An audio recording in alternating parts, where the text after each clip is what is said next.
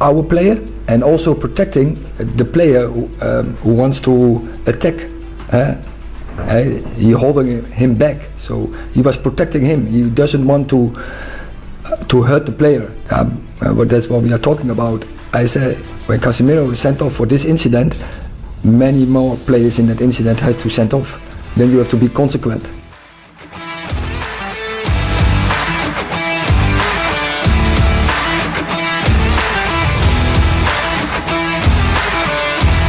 Well, certainly not a happy manager indeed, but Tottenham Hotspur goal from Harry Kane saw him become the club's all-time record scorer. It also dent Manchester City's title ambitions as Spurs won 1-0 at home. And the manager Antonio Conte is still recovering though from surgery in Italy. It fell to Deputy Christian Stellini to pay tribute to the Tottenham great. Yeah, we spoke with Antonio into the dressing room. Immediately when we arrived, Antonio was on the phone and he say he was really happy. He say he made compliments to everyone, especially to Harry for the record he achieved, and he's amazing and was really happy, and he give them a day off tomorrow. They enjoy a lot this moment.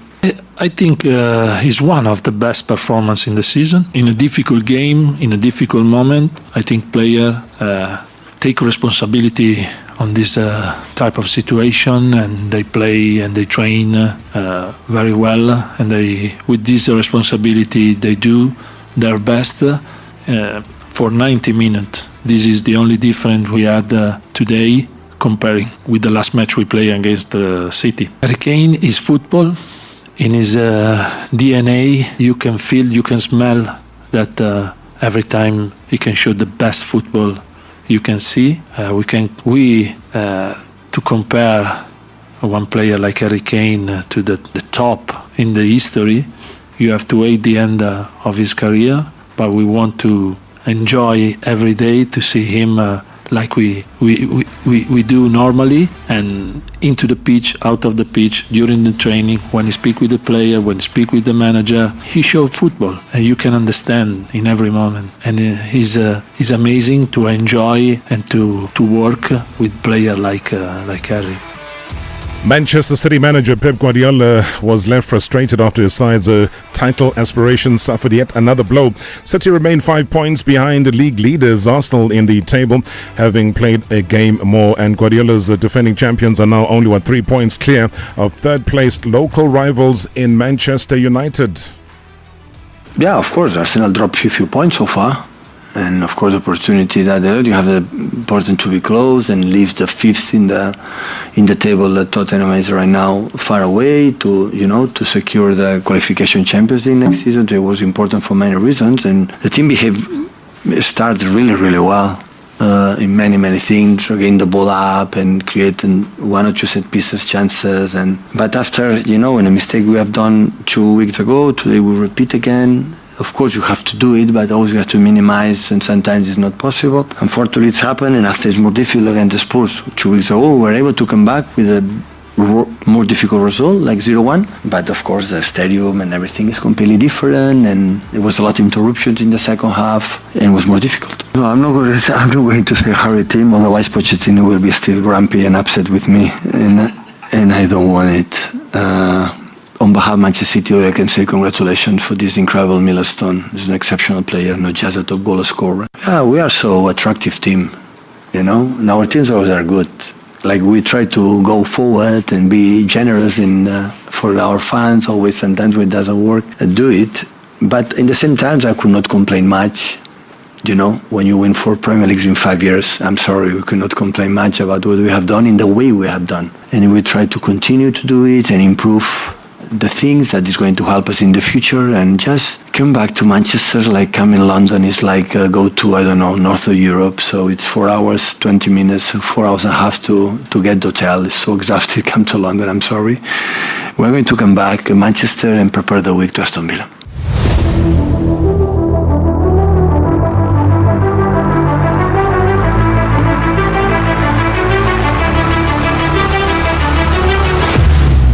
Still sitting in second place, eh? All right, let's come back. Local front. Marawa Gallants picked up their first DStv Premiership win in 8 games at the weekend after recording a 2-0 victory against the Kukune United at the Royal Bafokeng Sports Palace. Here's their coach, Raymond Mdaka. All we wanted was to get a breakthrough, and thanks God we got a breakthrough, and the players did very well. They showed character, they understand where we were, more so because this whole of February we'll be playing the CAF and the Nedbank, so having won this game, it's less stress, and it shows that maybe we can be able to do better and be able to move away from the position where we are. We have been checking our games. Most people will say that we have been playing, we played well and all these other things. We just fixed on the last final third the area where we were missing a lot and making sure that we don't do a lot of mistakes, and that's that.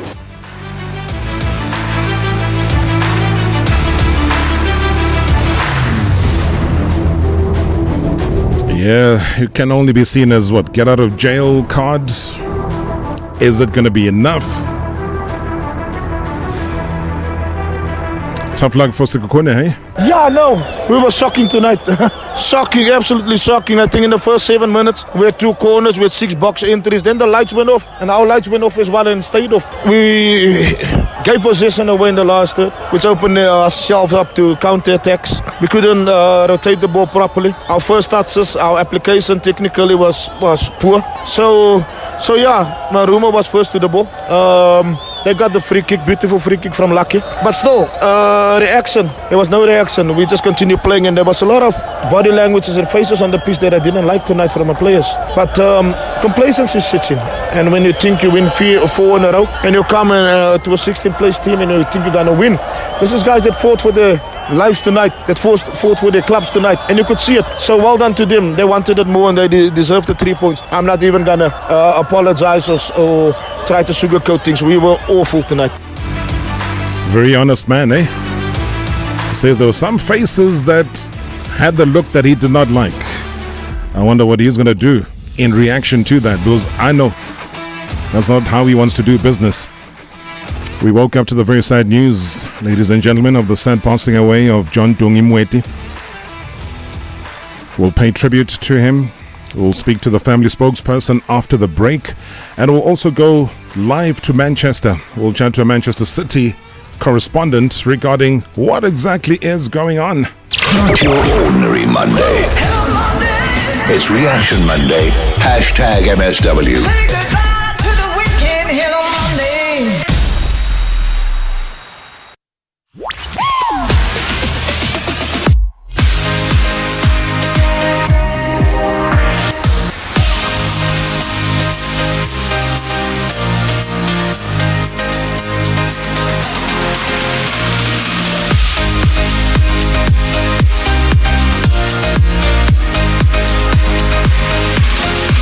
Oh yeah. 947. Overplucking your eyebrows in the 90s. You're doing it wrong. Now trying to draw them back on, but you can't remember where they go. Don't do it. Just don't do it. And accepting just one offer for your car? One offer is wrong. Rather wheelie it instead. Get multiple offers and choose the best one. That's how you get the best cash price for your car. It's the way selling should be. Go to wheelie.co.za. It's simple, fast and safe. Don't just sell your car, wheelie it. What's included in a Dial Direct Street Smart combo from $4.99 per month? Car plus pothole plus phone cover. What's not included? Yada yada. Because yada yada is like a fart in a lift that is not yours. It leaves a bad taste in your mouth. A taste you'll recognize if you've ever been ghosted by your insurer halfway through a claim. So don't get yada yada. Search Dial Direct. A licensed non-life insurer and FSP. Premiums are profile dependent and reviewable. T's and C's online. Phew. There's absolutely no reason to settle for anything other than the biggest and the best. LottoStar offers you all of these by betting on world-renowned lotteries, quick games, real rush games, live games, and the real jackpot race. You could win massive payouts of over 800 million rand. Simply visit lottostar.co.za now. Your world of live games. LottoStar is licensed by the Mpumalanga Economic Regulator. No under 18s. National Responsible Gambling Program. 0800 606 008. T's and C's apply. All games are fixed odds betting events. Fly Emirates twice daily from Cape Town to Dubai and beyond and experience more. In Emirates Economy, it's endless entertainment on the biggest screens in the sky plus live sport. That's more. Gourmet cuisine that gives you a taste of your destination served with free-flowing drinks. That's more. Special meals and toys for kids to keep your little explorers happy. That's more. So whichever way you look at it, more really does mean more in Emirates Economy. Fly Emirates. Fly better. Make this your year to be fitter, healthier, and happier. Visit usn.co.za and trust the one brand with more than 20 years of proven results. If you want to lose more weight faster, you want USN FedraCut LipoX. If you want to cut more centimeters faster, you want USN FedraCut LipoX. If you want to burn more fat faster, you want USN FedraCut LipoX. Now available with free CLA at usn.co.za. Your leader in sports nutrition. Not your ordinary Monday. It's Reaction Monday. Hashtag MSW. Say goodbye to the weekend. Hello Monday. Not your ordinary Monday. It's Reaction Monday. Hashtag MSW. Say goodbye to the weekend. Hello Monday. Previously on Marawa Sports Worldwide. Very humble man, Eugene Zwane. I mean, it's such an illustrious career that you had. Is there the one moment that really stands out and you say, whether it was at Cosmos or Supersport United or Orlando Pirates, that makes you feel very proud of an accomplishment of any sort that you had? In 1991, I was invited to Sheffield Wednesday for a trial. The time that I was supposed to leave, I was unfit. The opportunity went by. They'd find somebody else that I was told at that time. So it's a proud moment, but it was never really fulfilled. The injury put paid to any ideal of you playing in the UK. Yes. That is crazy though.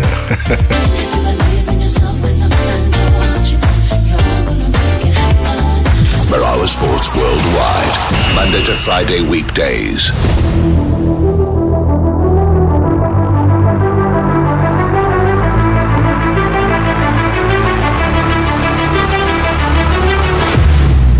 It's a Monday. It's Reaction Monday right here on hashtag MSW947. Rise FM, Vuma FM, as well as Sowetan Live.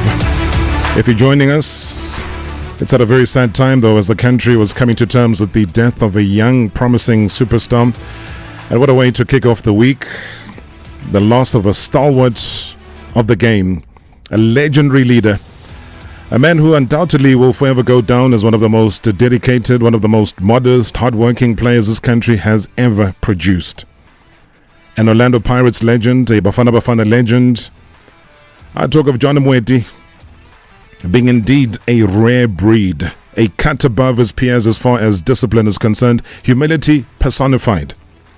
I mean, I can go on, because this is a man who wore any jersey that he donned with pride and diligence.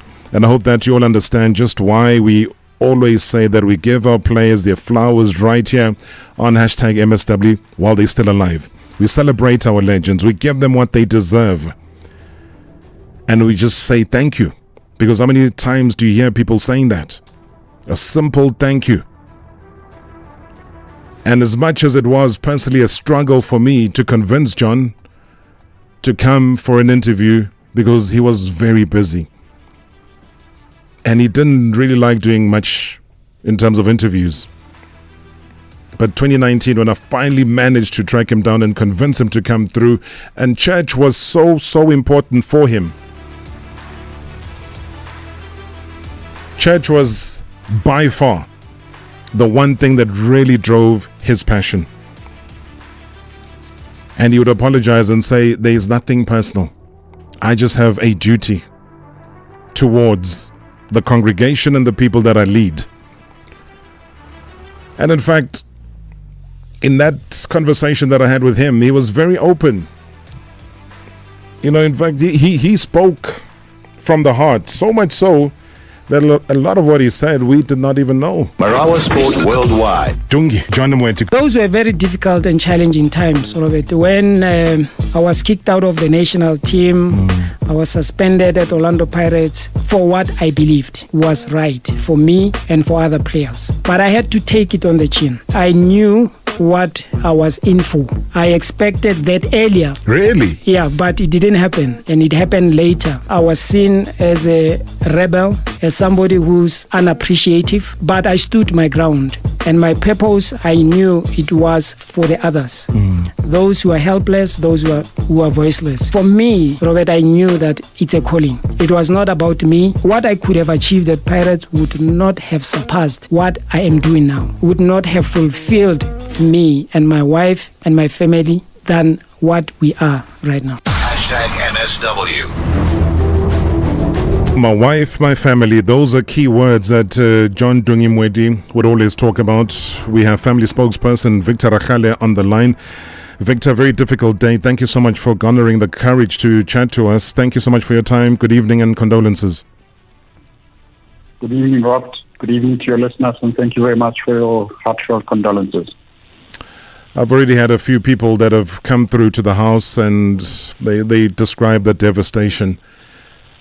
How's the family been since the news broke, and what's the talk around the house given the kind of player that we so admired? Yeah, I'd say that the family is very, very saddened.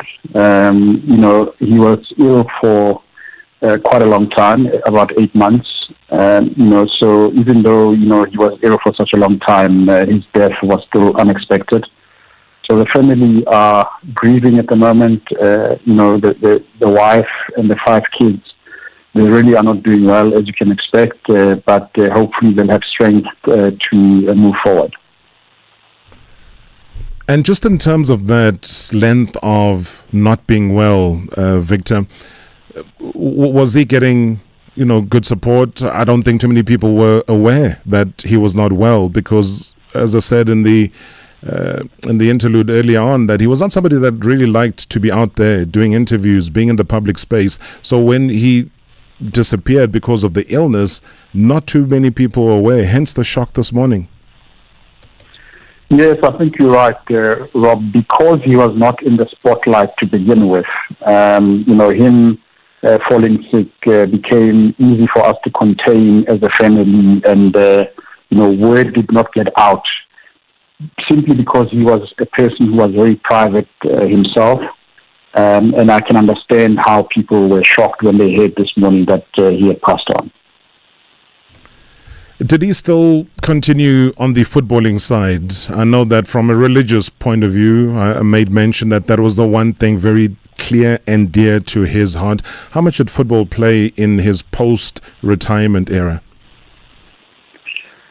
Well, you could say that it played a very little part, but you could also say that it played a big part. And by that I mean when he left football and retired, he and his wife started a foundation which they called the Truth Foundation, a religiously based foundation. At the heart of it was, football, where they taught kids, leadership skills and life skills, through football. So in that sense, he never really left football, but he was not really involved in the professional side of football after he retired. Would you say, Victor, that was a conscious decision? Without knowing too much about his thinking at the time, I would say that, it could have been a conscious decision because he really did not like being in the limelight. I think he felt that he could do more quietly than he could be in the spotlight, as it were. A lot to celebrate about this man. A lot for us football fans to celebrate about him, the gentleman, the giant that he was, the caring human being, the leader that he was. How far different do you think the family celebrates the father, again, the leader, the very calm, very canny, but a very lovable character indeed? What are some of the words that are being thrown around just in terms of the memory and some of the things that stand out from a family perspective? Yeah, family, as I said earlier on, are still in shock, really. And I think they haven't really gathered the strength to reminisce about his life.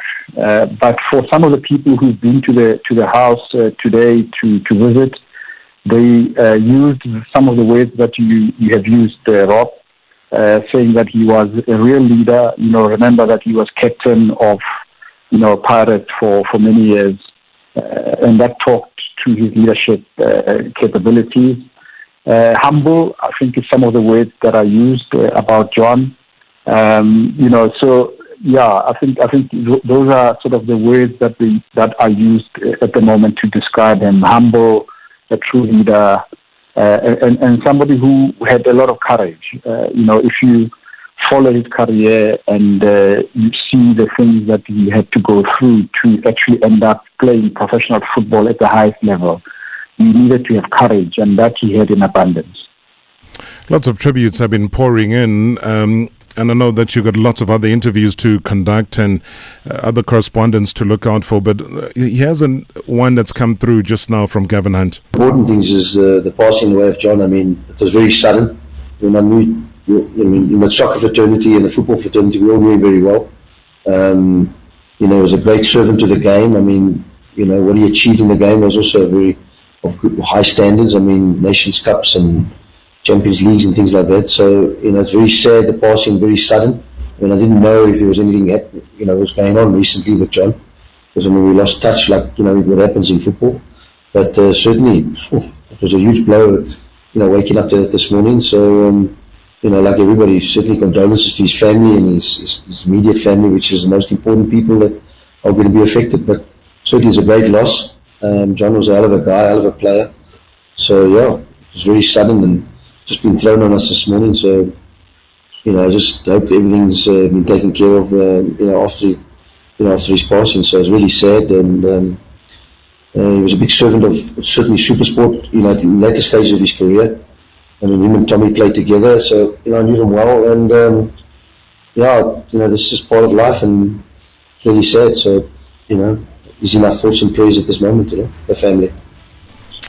Yeah, Gavin Hunt, just outpouring of emotion, and you can tell there, Victor, there's a lot of shock because of the suddenness, as we've described earlier on as well. And I suppose, again, early, maybe for plans to be put in place, we would love to share once it does become available, memorial services, dates for funeral, etc. So if you do have those, Victor, please be so kind, because there's a whole network of people here who are still reeling. Thank you very much, Rob. We'll certainly do so. Let me just also say that I really appreciate the kind words from Gavin Hunt. And thank you very much for playing it out on radio. I'll pass on the message to the family in case they're not listening. But yes, once all the arrangements are finalized, you'll be sure to hear from us about that. Victor Racheli, thank you so much indeed, and much strength to the family. Thank you so much. Yeah, to lose someone like John. Played with him at Pirates. He was my senior. Very humble person. Was very dedicated and very disciplined. He was one of the seniors that used to call us to order. Those were, a little bit younger at that time, and we had to listen to him. When he was talking to us, trying to help us to understand or see things differently. And I think the nation, has lost a giant, and condolences to his family and his wife, because I knew, his wife. I used to, see his wife most of the time when we were still playing together at Pirates. So I got to know her better, though we know that much goes. So yeah, it's sad to lose someone like him, and I think it's one of those things where you never know what's going to happen tomorrow. Yeah. Yet another tribute coming through from the current Kaizer Chiefs coach, Tazwane, thanking him for those words indeed. Well, here's somebody else who would have known John quite well. Hey, Tarobi. It's a day for South African football. You know, when they say dynamites come in small packages, we talk of Tungi. You know, I met him in Mafikeng, both of us playing in the Popsol League. And, you know, they used to call him Koloi Yabakhatla. Very disciplined player from the days of the Popsol games and till to date. You know, this is one gentleman, after retiring, you know, he wanted to see players being looked after very well. And like I said, Robbie, that it's a sad day for South African football. A disciplined player, a player that always wanted to win games, never went onto the pitch for a draw. You know, he always remind everybody what Pirates stands for. As you know, that after the Bobsol days, he even went to play for the NPSL Pirates when there was that split during the NSL and the NPSL days. But luckily enough, when the chairman took over, he went for him and he got him from Dynamos, brought him to Pirates, and that's when also he started instilling that winning mentality to the guys. Ended up winning the Star. You know, even you could see, even when he went to the 96 Bafana Bafana team, they had a lot of captains in that team, and surely he should have contributed in one way or the other. And Bafana Bafana also won, you know, the 96 AFCON. Yeah, like I said, Robbie, we've lost a soldier. We've lost somebody that our kids could look up to. A very sad day, Robbie. May his soul rest in peace and eternally be blessed. He will be forever be missed. And you know, I'm in Cape Town, and I was taken aback when I heard of his passing away this morning. Yeah, my day here at the mining in Daba never went well today. After I heard of the passing of one that I say it is captain, real captain, you know, the only player that came close to the late Bazuka Sishweni. You know, may John Moeti's soul rest in peace. Thank you, Robbie. Tebogo Moloi, thank you so much indeed. Always a wealth of knowledge, taking us back to the Bobsol days and rewriting history of what John Dungi Moeti was all about. We'll take some of your tributes. We continue though after the break. There's so much more. We go to Manchester after this. Marawa Sports Worldwide Live. In 3, 2, 1. On 947, Vuma FM, Rise FM, and Soweto Live. #MSW.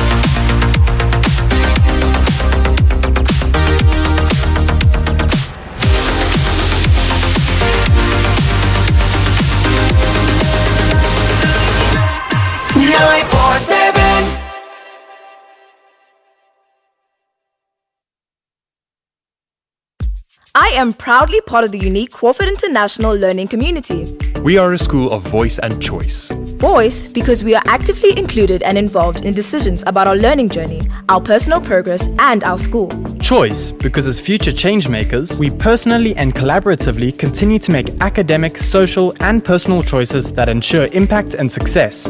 We are Crawford International. Join us for an open day at your nearest campus. Visit crawfordinternational.co.za for more information. It's 1 a.m. and you're stuck somewhere in the Karoo. You don't have food and it's cold, but you do have your colleague Andile, and you remember that whole body warmth tip. So, who's the little spoon? Andile is 6'2", you Temba, half the size. Snuggle up, it's going to be a long night. Next time, use Volkswagen genuine parts with a 2-year warranty so you won't end up in parts unknown playing the part of little spoon. Visit vw.coza for more. Introducing the Checkers Savings Extravaganza. Get over 1,000 new deals every week. Like 200 grams Lindt chocolate cornets for $99.99.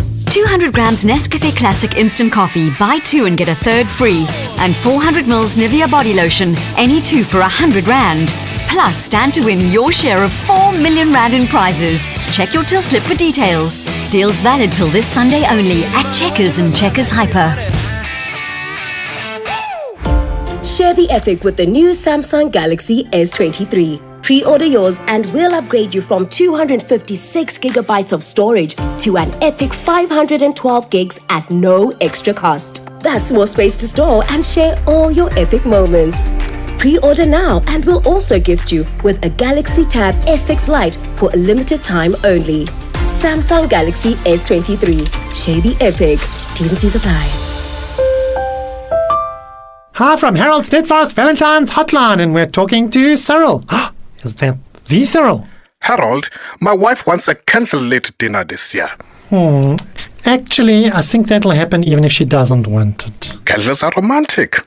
Well, Cyril, you know what's also romantic? Giving your wife beautiful red roses from Net Florist. Order for delivery on the 13th of Feb, and we'll throw in free lint jockeys. Maybe she'll light up your candle. Valentine's smooches.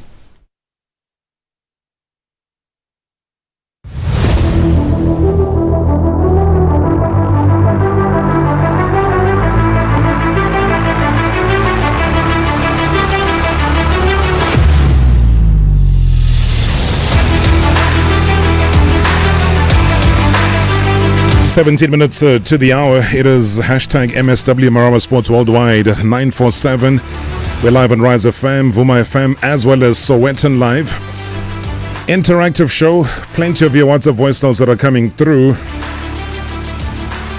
And here's someone that knew John quite well. Robert, I'm really saddened to hear about the passing of John Moeti, a true legend of football in South Africa. I used to school with him at Mokhome in Midlands. He was a fantastic player. I also played with him at school, and we were in the same class, and he was also brilliant with the schoolwork and always laughing, making jokes. It's really bad on my side to hear about his passing. My condolences to his wife and children and the soccer fraternity at all. Rest in peace, my Dongi. Will be forever remembered.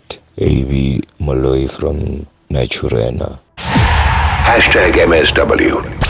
Honest, deliberate, engaging, uncensored, and most importantly, independent in mind and execution. All right, so the other top story that has been making not just local headlines but international headlines, the Premier League having accused Manchester City by breaching a slew of financial rules from 2009 to 2018, during which the club became a force in the English and European soccer following its takeover by Abu Dhabi's ruling family. So the league released a long statement detailing a list of alleged breaches, regulations by City after a 4-year investigation covering a period when the team won 3 Premier League titles, and you go back to 2012, 2014, 2018. Yeah, when I say it's a long list, I can only bring in the help all the way from Manchester.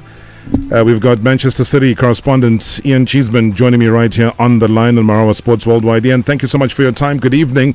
What a day it's been out there. What's been the reaction overall from the Man City corridors? From the supporters and people who comment on the club, this has come a little bit out of the blue, albeit that I've been very well aware that the Premier League have been doing an investigation for quite a while, but because it's been so long and so quiet, I think a lot of people thought that the investigation had gone away. I believe that on Wednesday this week, the UK government are releasing a document which is outlining how Premier League football clubs, and this is in light of the attempt to lure them to Super League, can best look after themselves. And so the feeling is that the Premier League have timed this to announce this investigation into Manchester City to try and head off any criticism they might get from the British government about not policing their own football games. So that's the reason why the timing has happened. Obviously, also it coincides with City at the moment on the field slipping up a little bit in the title race. So I suppose the reaction of City fans and observers at the moment is a little bit despondent and a little bit like the world's against them. No, absolutely. You hit the nail on the head there, Ian, by saying that it comes at a time when they've taken a bit of a dip in form. But more than that, yes, the timing from a government perspective might be right. From a footballing perspective, from my side, it just seems very, very weird because, they stand to be suspended, from playing league matches. And if it gets to that, Ian, do you have any sense when they could action that suspension?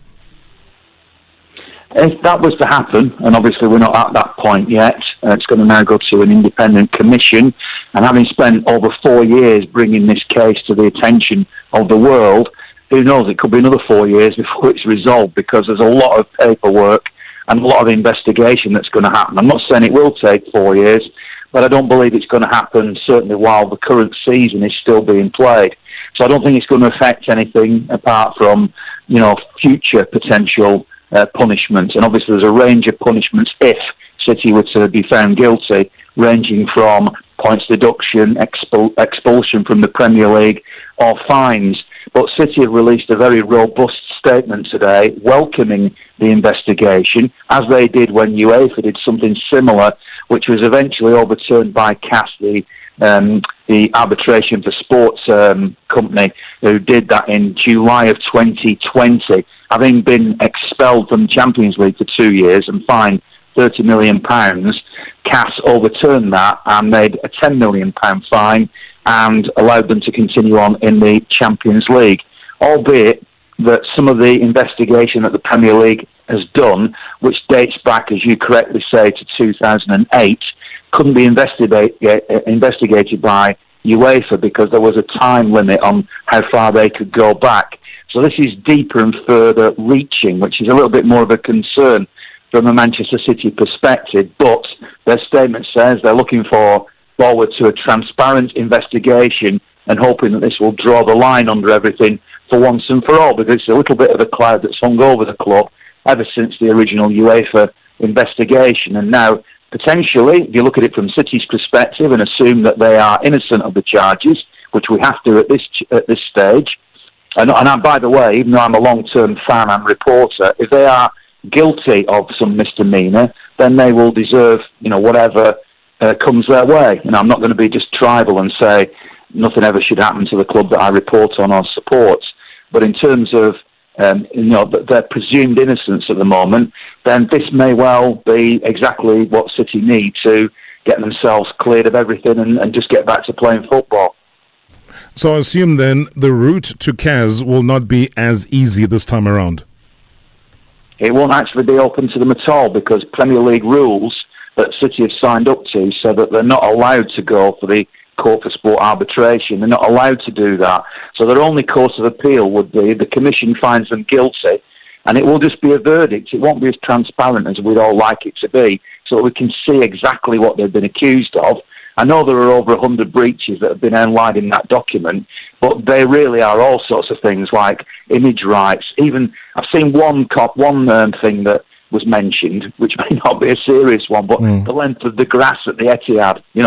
It really does cover absolutely everything. But if they have to appeal this, they will only be able to appeal to the Commission, which is going to give this verdict, unless they try in unprecedented ways to break the rules and go for their own attempt to try to go to this court of arbitration. But I don't think they'll be able to do that.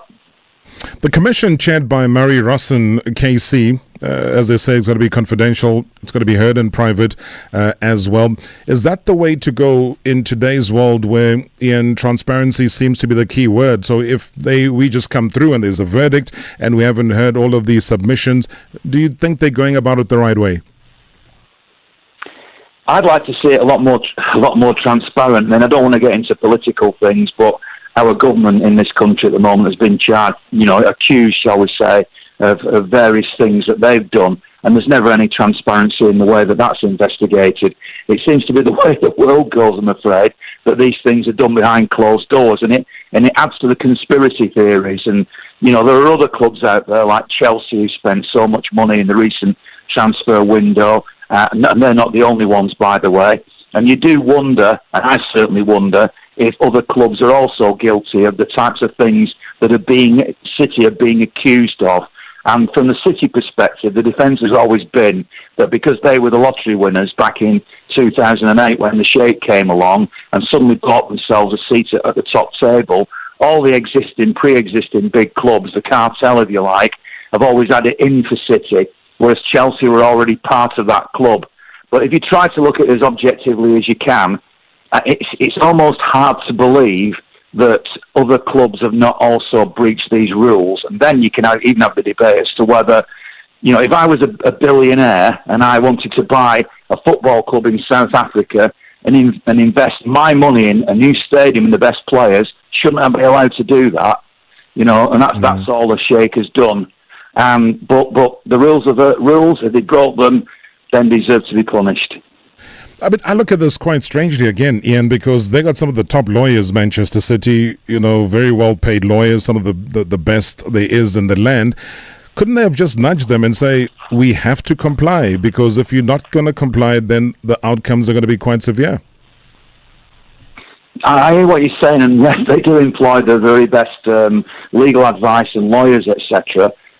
Presumably, and I've no doubt that City are convinced and believe that they have done nothing wrong.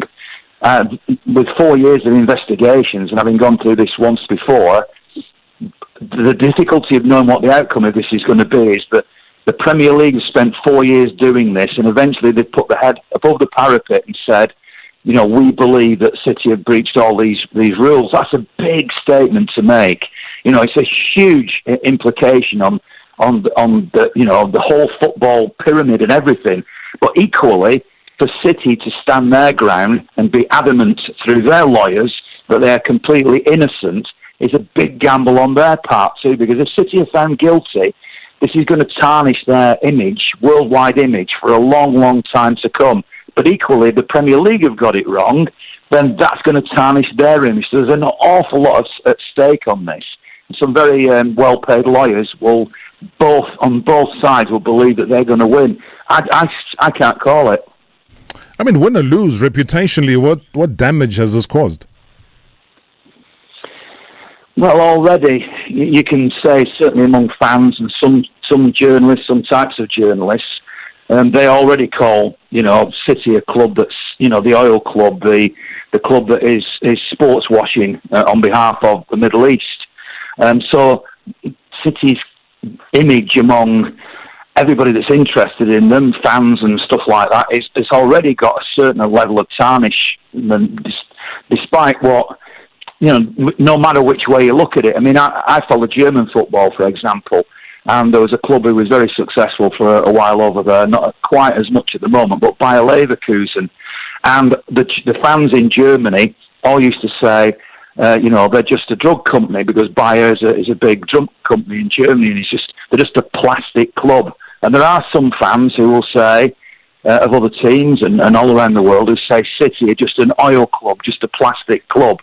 That's far from the truth, because City have a very long history that's goes back to being the first winners of the FA Cup, in the greater Manchester and Lancashire area back in the early 20th century. They have a long, long history, but they had also had a long, long period of not being successful. And there's no doubt that when the Sheikh came in and suddenly invested all this money, it has shot them back from almost oblivion, not quite, but almost oblivion, to being arguably the best team in Europe. And that is a shock to anybody's system. There's a lot of jealousy about that. So the reputational damage already exists, but it hasn't stopped them filling the stadium. It hasn't stopped them attracting some of the best players in the world, the best coach in the world. So it's a hard one to give a black and white answer to, but obviously if this is prolonged, if they're found guilty, this undoubtedly will do long-term reputational damage. So that's why I said there's a lot at stake in this. As a final shot, Ian, just around Pep Guardiola, I know that he hates the topic every time they try and bring it up at press conferences, but at some point he'll have to decide about his future, but also retrospectively look at the records and all the trophies that he's won. What do you think is going through his mind, and has he directly addressed this publicly?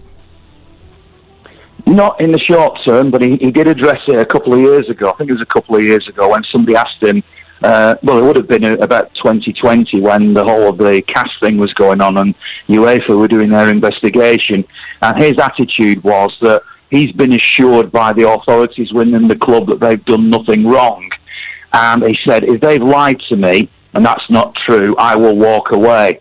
Now, obviously, they won their appeal, so he didn't walk away. And that, at that time, you would imagine, had proven that they had done nothing wrong. Now new charges overhang them, then you would imagine that if Pep was to be asked that question and answer it, which he may well, using a cricketing term, just straight bat it at the next press conference, if he was to answer it, he'd probably answer in a similar way, that he's been assured by the authorities within the club that they've done nothing wrong, and so therefore he has to accept that and will continue on working, but that if they are found guilty or have been proven to be wrong, that he will walk. Now, given that he's now in his 7th year at City, and at the moment, in the very short term, there are suggestions that there's a little bit of unhappiness in the dressing room, there's already a little bit of a question mark as to how much longer Pep will stay, and this may be another factor that brings things to a head. Yeah, I'm going to be chasing that story as much as you are chasing it, but thank you so much indeed for giving us yet another thorough breakdown of what has happened here today. My pleasure, anytime. Thanks so much, Man City correspondent live from Manchester, Ian Cheeseman, joining us right here on #MSW. Hi, Robbie, how's it? It's Tyron here. Robbie, I want to comment about EPL. Things are happening there, Robbie. I mean, the team which is on position number last beat Arsenal where nobody saw it coming, and then while we were still surprised or shocked about those results, Tottenham humbled City and everything gone back to square one now. But after watching Arsenal game, Robbie, I think Arteta will need to get a defensive midfielder as soon as possible, or bring Xhaka to that central midfielder of Thomas Partey. He's going to miss him so badly. I don't know what's going to be done for Partey to recover so quickly. Otherwise, I see problems there. I see problems. Thanks, Robbie. Thomas Partey, what a player. Good to have him back on the field again, and I think he's leading a wonderful charge, both for country as well as club.